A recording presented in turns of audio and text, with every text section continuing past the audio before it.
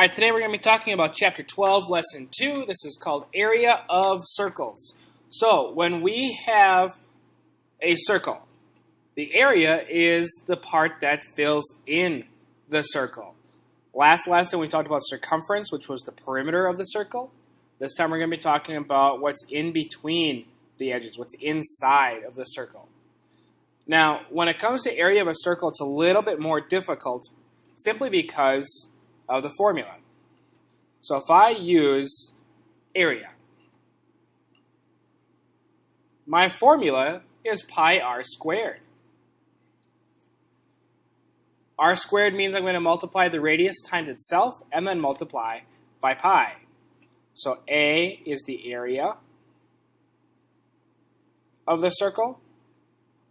This is the radius. And of course, pi can be either 3.14 or 22/7. So let's use this information to help us find the areas of these circles. So in example 1, find the area of a circle, use 3.14 for pi. So let's write down the formula right away and substitute 3.14 in for pi. The radius, it says it's 4 centimeters. So I'm going to put 4 centimeters, and then I'm going to square that. Order of operations is exponents come before anything else. So I have 3.14. 4 times 4 is 16. Centimeters times centimeters would be centimeters squared. I'm now going to multiply 16 times 3.14, and I would get 50.24 centimeters squared for the area of this circle. Example 2, it says find the area of a circle with a diameter of 14 meters. Use 22/7 for pi. Again, write down the formula. Substitute 22/7 in for pi. Now the radius is what I need. I have the diameter. So if you recall from last lesson, if I need to find the radius, I can take the diameter and divide by 2. So if I substitute values into that, it would be 14 meters divided by 2, which is 7 meters. So that is the radius. So I'm going to take 7 meters, I'm going to square that. All right, exponents first. So 7 meters times 7 meters will get you 49 square meters.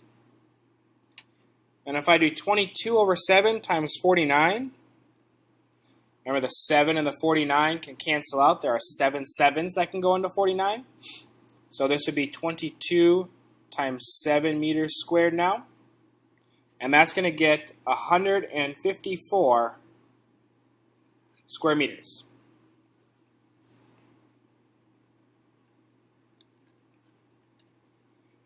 If we were to use 3.14 for pi, the answer would have been 153.9. So very close.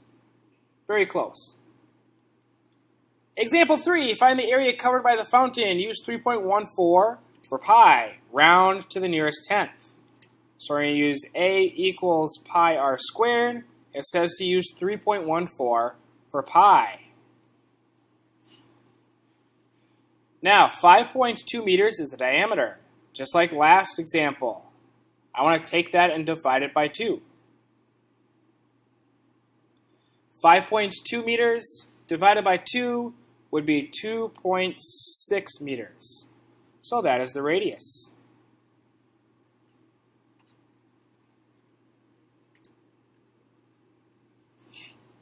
Exponents first, so 2.6 squared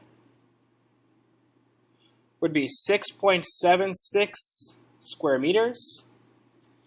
If I multiply that by 3.14 and round to the nearest tenth, I get 21.2 square meters.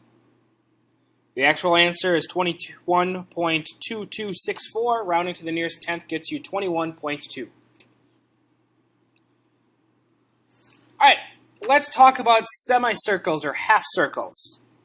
So this right here was the area of a circle. If I'm only using half the circle now, this is going to be a equals 1/2 pi r squared. Or you can do pi r squared over 2. Either one is acceptable. So let's use that information to help us with example 4. Find the area of the semicircle. Use 3.14 for pi. Round to the nearest tenth. So, semicircle. Write down the formula. It says to use 3.14 for pi. So I'm going to substitute 3.14 where pi is. Now the radius. This is the diameter. So same thing. Divide that by 2. So I'm going to do 9 centimeters divided by 2. So I have 4.5 centimeters is the radius.